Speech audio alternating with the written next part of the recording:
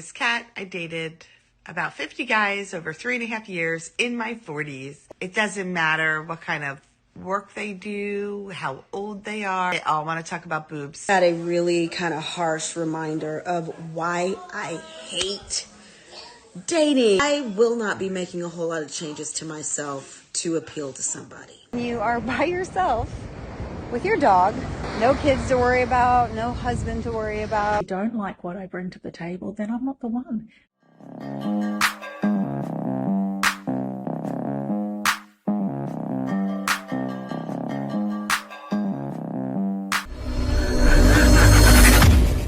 Welcome back to More to Life. Before I get into this video, like, comment, subscribe. Also, smash that notification bell just to be sure you get on my videos as soon as I release them.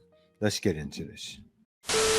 Hey, my name is Kat. I dated about 50 guys over 3.5 years in my 40s. And let me tell you all the things I learned. 50 guys in over 3.5 years? Now, I know what you may be thinking. Jay, that's 3 years. That's still a lot.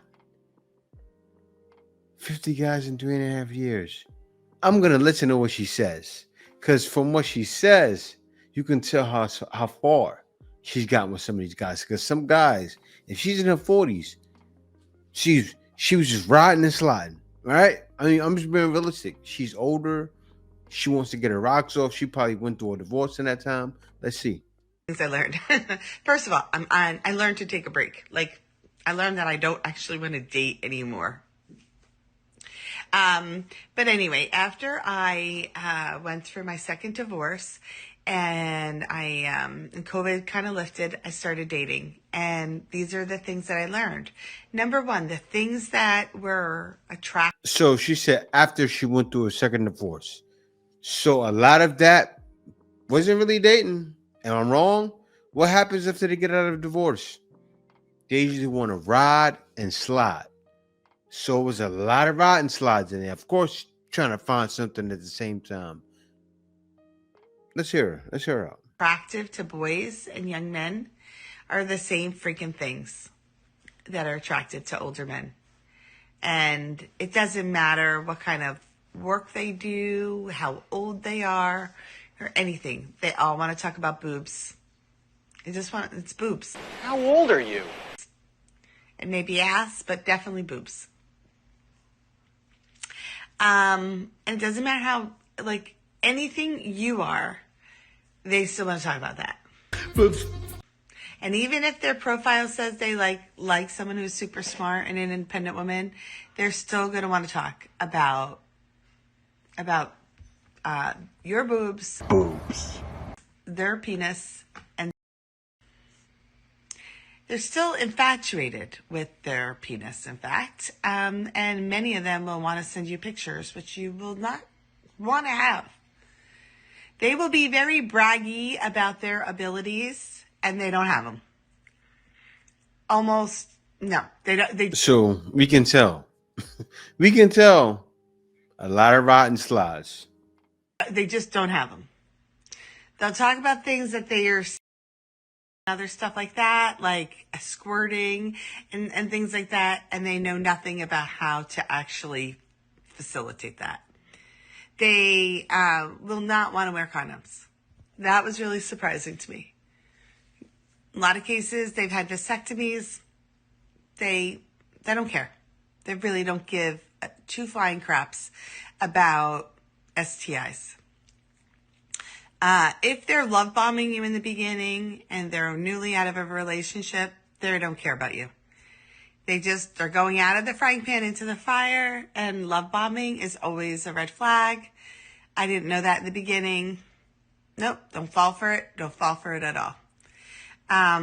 Let's see, what else? No matter how successful they can be in their work, and they can be like super successful. Most of the men that I dated over the last 2 years are millionaires. Super great jobs, super great background, education, like impressive. And you know what? Very, very poor dating skills. Not good at following back up. Not good at doing all the things that they do every day for their job. They also think that they're really good lovers, and none of them are. They're just not. They're not. They're not good. Like whatever they think they're good at, they're not. Except maybe one. You're very single. Anyway, make it a great day. Take good care. Bye-bye. Yeah, so all right, you're in your 40s. Divorced twice, by the way, right? That's what you're looking for. Maybe you may be looking for a better lover. You said one was good. So out of her whole 3 years of dating, her second divorce she got out of, she was just riding this slide. And she did the same. She couldn't wait to be divorced and do exactly that, right? What are we learning? She's being left behind. Because how is she being left behind? Think about it. You're acting like a 20-year-old. You're doing what you did in your teens. You're 40, lady. Grow up. Stay with your husband. What's so bad? I bet you ask her, what went wrong with your husband? Oh, he didn't listen to me. Meanwhile, he listened to everything you said, and you most likely didn't listen to him. They're the problem. Let's talk about dating in your 40s. Oh my God, what am I telling you? All I'm going to say is this. I am not here to play games. I lay it on the table what I want, and I mean what I say, and I'm looking to have the next 50 years of enjoying life. And I'm not going to muck around. So if you don't like what you hear, or if you don't like what I bring to the table, then I'm not the one. That's how it works. People just start to be honest with each other. Like, we don't need to play these silly games. Let's face it, we're over 40. I'm 47 now. Like, I just want to go and enjoy the next 50 years with someone and live life, because that's what it's about. I just had a really kind of harsh reminder of why I hate dating and courtship or, meeting people. Ugh. Okay. I'm newly single. I've been in a relationship long time. So just the idea of even talking to a man is just kind of foreign. It was really no big deal. We'd had a few great conversations and he said he was going to call me back and he didn't. Okay. And I find myself like thinking about it. Like, did I say something wrong? Did it, is he not interested anymore? Then I'm thinking, wait, why am I spending so much of my mental energy analyzing my interaction with this person? This person should not matter that much. I don't know him enough for him to matter that much. And I think so many times this, not just in the dating world, when you're actually in a relationship or you're maintaining a relationship or you're getting out of a relationship, that takes so much. Yeah, of course it does. You were married all that time. Of course you're going to be invested. You want the relationship to be sort of like your marriage, or you want the control that you had in your marriage, but it's not the same. And you're realizing that. That's what's happened. Mental energy. And I'm at a point in my life. I've given too much. Now I'm focusing on me. And let me tell you, if I'm going to talk to anybody at all, I don't need to be questioning. Red flag. You've given so much and now you're focused on me. No, you need to give a man your all. You do. No matter who you get with, right? That's the only way a man's going to feel some sort of connection, right? Because if a man gives his all, you're going to be disconnected. You don't realize it yet. Even at your age, a man gives you his all, says, oh, I'm going to lay down flowers and sunshine. May it shine down on you and give you roses. You're going to say, no, thank you. And maybe I'm too quick to cut things off, but guess what? I love my life too much to take the focus off of what I'm doing, to focus on what you're not doing. And I'm analyzing and questioning myself and all the things. I don't have time for that, too old for that, don't want to do that anymore. If that means I'm just going to be a plant lady, I guess that's just, I'm going to be a plant lady. But I love plants. It's okay with me. I love my life. I don't have to have somebody for me to feel complete. So I am not going to sit up here and do mental gymnastics analyzing whether or not somebody wants to talk to me, if I said something wrong, if I did something wrong, if I, pushed a button he didn't like. Who freaking cares? I'm focused on me. I'm the prize, okay? I'm the prize. Ladies, you're the prize. Don't give a man so much of your mental energy. The more you focus on you, the more he's going to focus on you. The smaller he becomes in your eyes, the bigger you become in his. I didn't make the rules. It's stupid, I know, but it is what it is. Until you are in a committed relationship. As you can see, the fact, as soon as she said, I'm the prize, say bye-bye date market. All eligible women, bye-bye. And she's posting this on TikTok.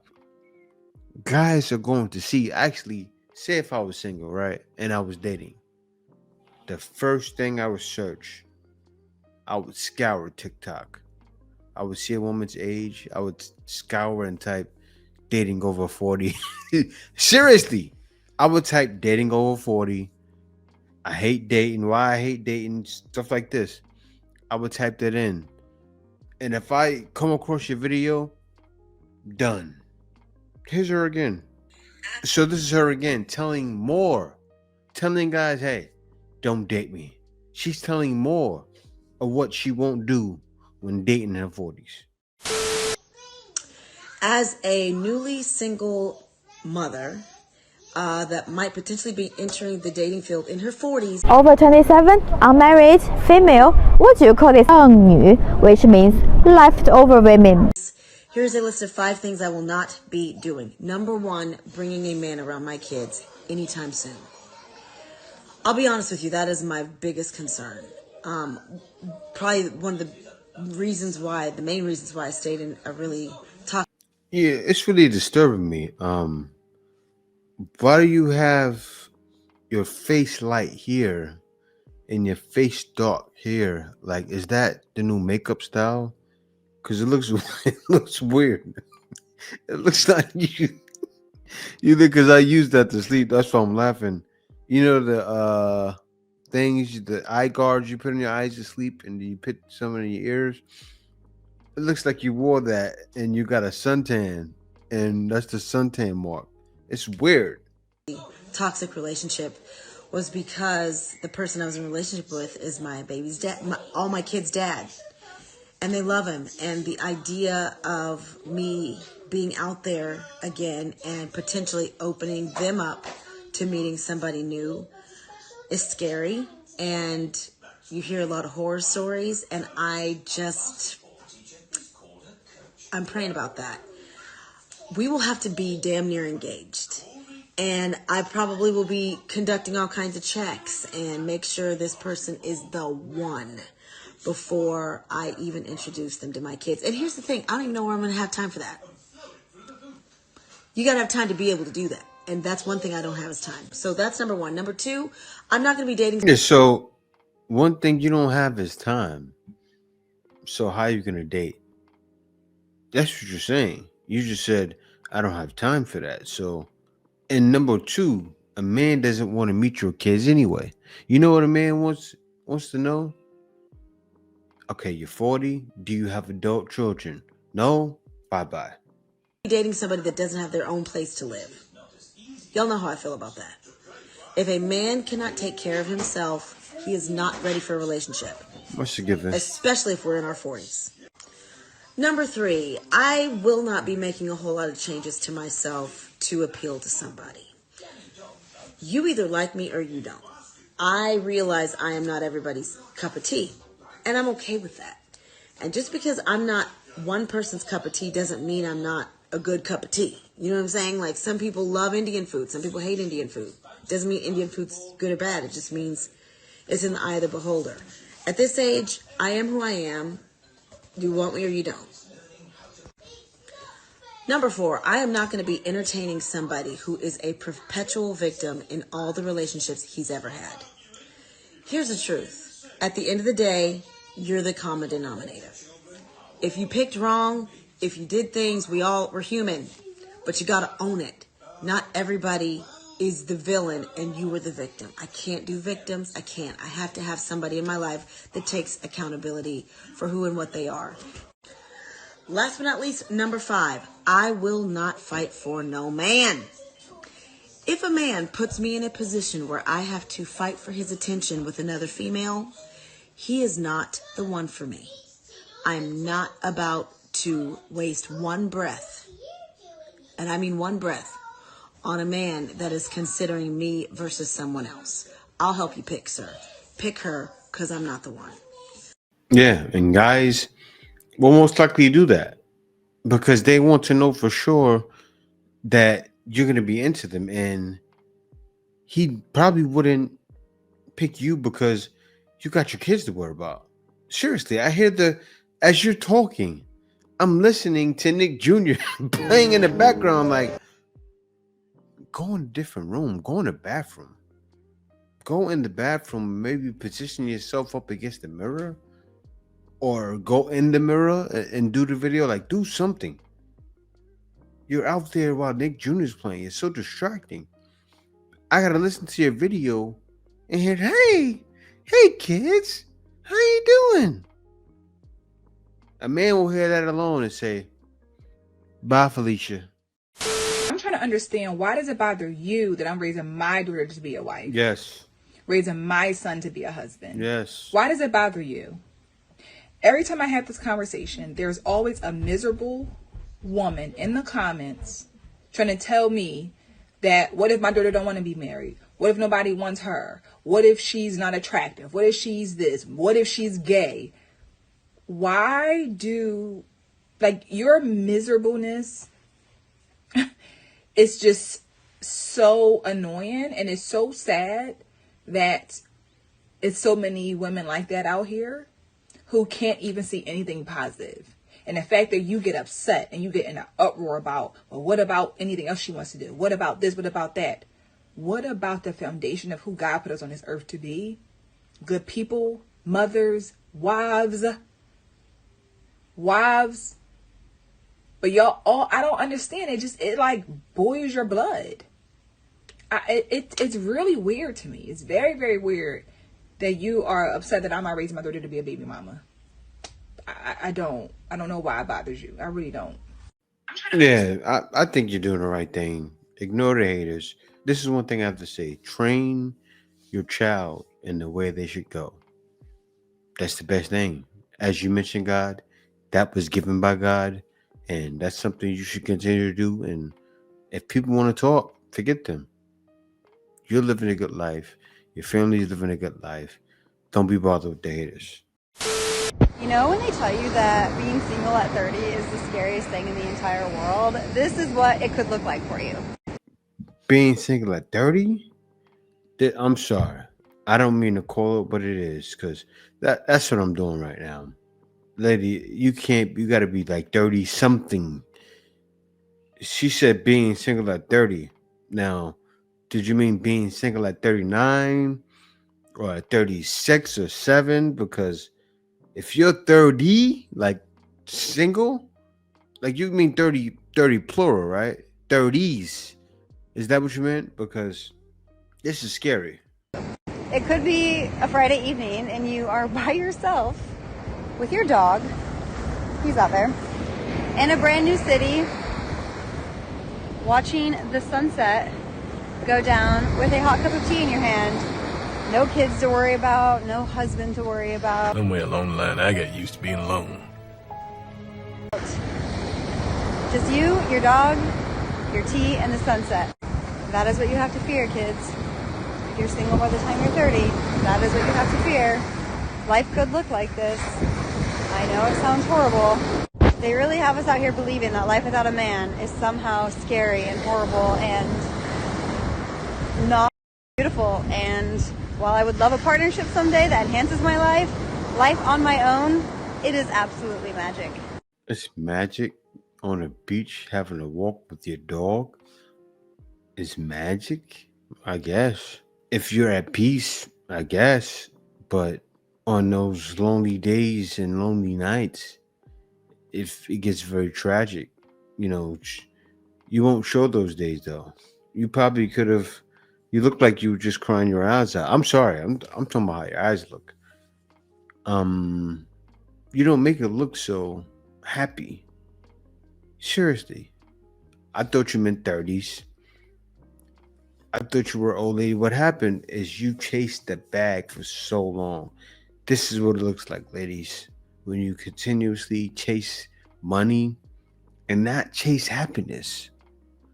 This is the example of what you get and what your life can turn into when you don't follow your heart and you chase the bag. This is what it is. Because being single at almost 30, as she said in the title of the video, is so scary. And this looks scary. I'm going to start posting TikTok videos of my after 40 dating experiences. This up. You are not going to believe some of this stuff. Unbelievable. So, first story, here we go. Been seeing a guy for about 3 weeks, texting on a regular basis, every day, hanging out, great times, great conversations, and then no text messages, nothing for like 24 hours. So I'm freaking out. I care. I'm reaching out. Nothing. No response. Until this morning. And then a phone call that tells me that he was getting death threats because he looked up call girls online and decided that, you know, he was just curious to see if call girls still existed. So he was conversing with someone. They wanted money, of course, and to run a background check on him to make sure he's not a cop. Okay.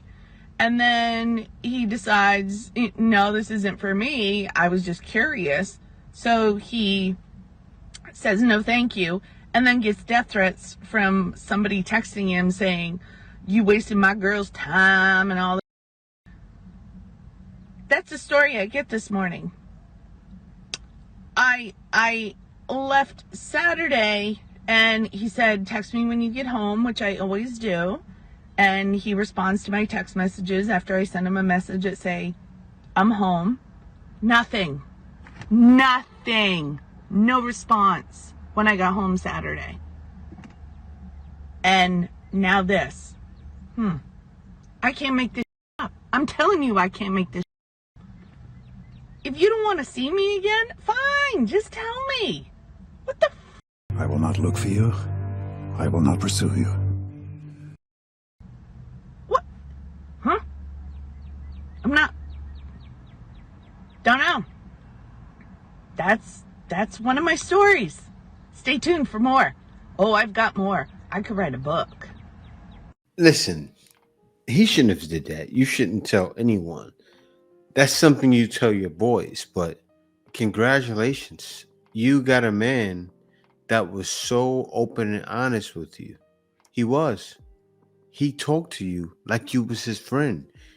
She didn't really understand or appreciate what was happening. That's how he contacted you. Because it's literally, see, men, we don't need to speak to another man, like say, if he doesn't call, right? We're not going to be up at arms like, oh man, he didn't contact me. Like, that's my boy, right?